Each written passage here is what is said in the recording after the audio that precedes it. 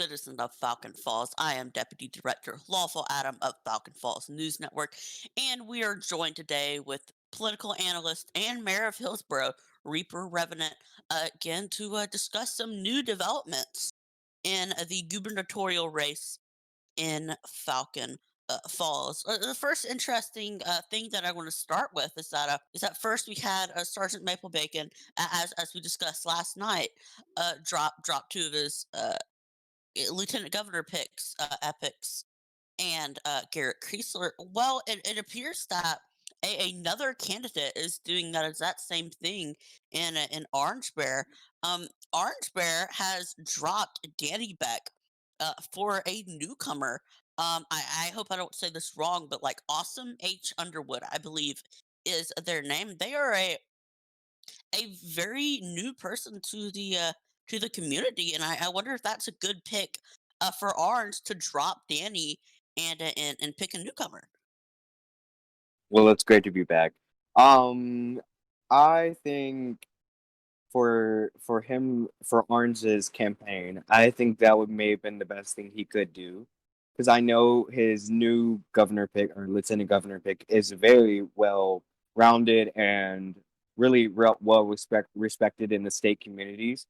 And I think he dropped the other one, Danny Beck, for I think just carried a little bit too much of a bad political stigma with him, and I just think that that was the best thing for Orange's campaign, and that's probably why his polls are doing so well today.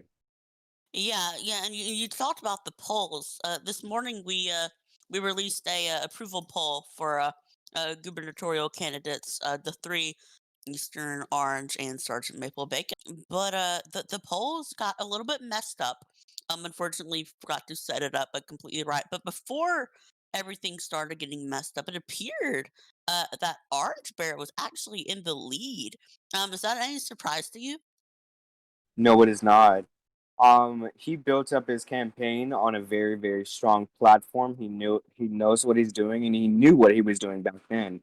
He knew to talk to the right person to get the by the SEC community or the campaign committee to get approved so he can start campaigning early. And that worked really, really well for his advantage. Yeah, yeah, for sure. So I've been looking at because campaigns obviously did start today, and I've been looking at people's agenda and plans for the state, and a lot of them are including things about foreign affairs and building up the State Department. And this is just my opinion, and I want your input on this as well. But I don't think that a State Department should be used for foreign relations in the state. I feel like foreign relations is more of a nation to nation thing. What are your thoughts on that? I think it's one of those required things in the state communities itself is to have a good relationship and good foreign policy. And the word foreign can mean anything to anyone. So I think it's a really well rounded. I don't know if they're supposed to be prioritizing foreign policy. I get it; it's really important. A lot of people are from other groups, other state groups. They want to be involved with them and have like joint community sessions. Maybe I don't know, but because I haven't got to read all of the agendas. But from what I've read, is I think they should really be prioritizing what they can do at this moment as soon as they get elected and sworn in.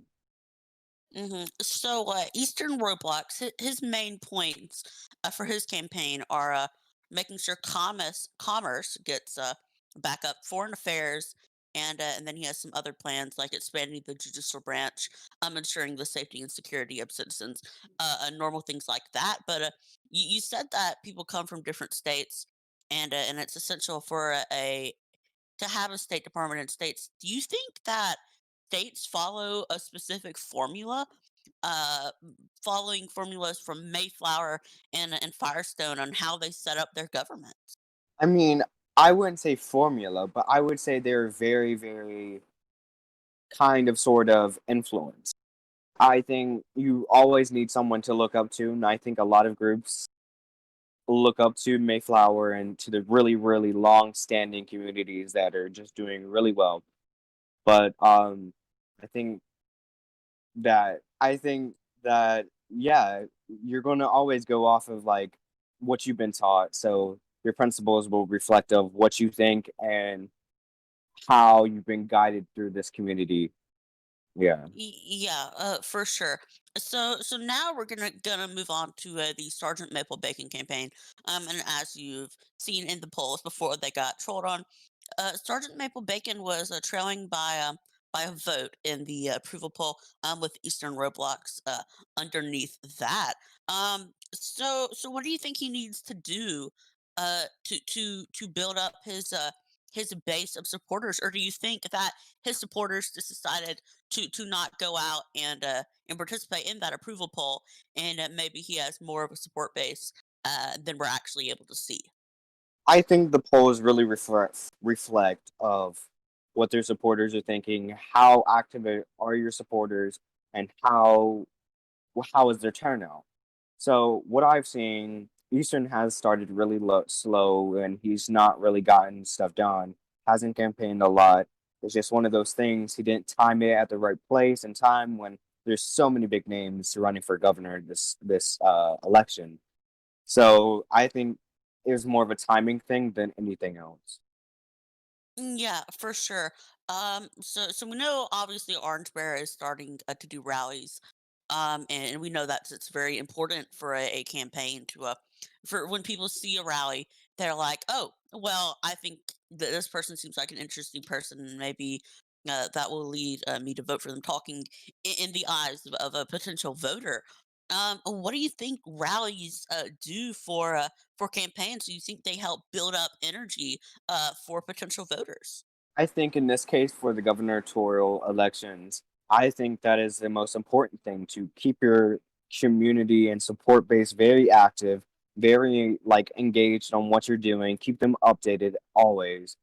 Because this is going the voting is not happening till the 18th, I think 15th or 18th of December. So that is a very long time to just wait it out, and you can't be standstill. You have to move. You have to do action. You have to be active. You have to always be on the ball and on the game in this type of election. Yeah, for sure. So continuing with the Sergeant Maple Bacon, so he has had some administration picks, but he has decided to not swap out cabinet members, which I think is a great idea. I think members of the cabinet are running fine, but obviously he's going to have to nominate a Secretary of Homeland Security if he is indeed elected. And their chief of staff pick is Nicole Kelly.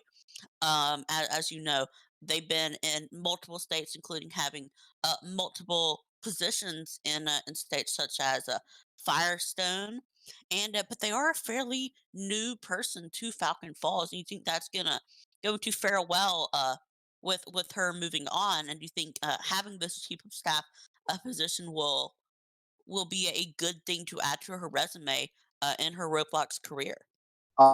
So I think the rest of his cabinet picks, and I'm assured that he will have a good pick for the DHS if he is elected. But my only concern with his chief of staff currently is because the chief of staff is very engaged with the executive actions, etc. I don't know if she can hold that position enough with the rest of her positions. As you mentioned, she's in a lot of positions that demand her time more. I think she will prioritize those higher positions than the chief of staff position here. And they're not really an issue, but something that hasn't really been addressed in the Senate. And hopefully, one of these candidates will address this. That obviously, expungements are a important part of a government, and criminals who go legal and decide to lead a better life within a rose state. I feel like expungements are really important. Well, in the Constitution, expungements were failed to be defined, and nobody in the Senate has decided to come forward with a bill to define expungements. And I feel like expungements are very important, and so far, a few people have been expunged, but the expungement has been considered null. Now, do you think it's important to, as a priority, to get expungements defined? Absolutely. I think that it should be kind of on third of the list because it's not the top priority on what needs to happen in this state currently. But I think if they're talking about Justice Department, then they need to get it fixed. You know what I mean? You can't just say, "Oh, I'm going to fix the Justice Department," without trying to do anything. So I think that expungement should be defined. I know you can actually suggest in the legislative branches Discord for legislative actions. So if any citizens think they should have a say in the vote or like a say in their a legislative branch, then you can go there and you can suggest and they will comment and they will ask questions. But I think that's probably third on their list right now. But yeah, I completely understand the point. And one of if we want to move on to Orange Bear 22 Hmm. here again, so they have a very interesting agenda. They want to help fix the county government infrastructure, which is important. The current county executive has left the county government in a position that is less to be desired, and but they're also talking about prosecutions for prosecuting people. They want to reestablish the DOT, and what I think is the most interesting thing in their agenda is revamping of the FFBI. Obviously, the director of the FFBI, Landon Canuck, is doing a fantastic job, and is bringing a lot of people to justice. And I don't think that a FFBI needs to revamped, and I don't know if that means firing the director or what. But what do you think the state of the FFBI is, and do you think it needs to be revamped? I think it could be revised because the current system and their activity at this point and just how many numbers are being filled in, it's like that says something. Numbers always say something. So what I'm seeing currently, because I don't know like the personal duties of the FBI, I haven't really been in there, you know what I mean? Hmm. So the only thing I can really comment on is what the statistics say and what do the numbers say. And I think they lean towards revise and inspection and then fixing the minor things. So I don't think it needs to complete like gut out revamp. I just think it needs to fix and twerk and like tweak, I mean tweak certain aspects of it. Yeah, for sure. Well, I think that's all we have for today. I want to remind the audience that Friday at 6 o'clock p.m. Central Time, we are going to be hosting, Falcon Falls News Network is going to be hosting the first gubernatorial debate between Orangeburg 22, Eastern Roblox, and Sergeant Maple Bacon. So don't forget to stay tuned. That will be live, and we will be there for the full analysis before and after the debate. I want to thank our political analyst, Reaper Revenant, and Mayor of Hillsborough for being on the show again. And yeah, I hope you guys will tune in next time for some more news from the number one source in news of Falcon Falls.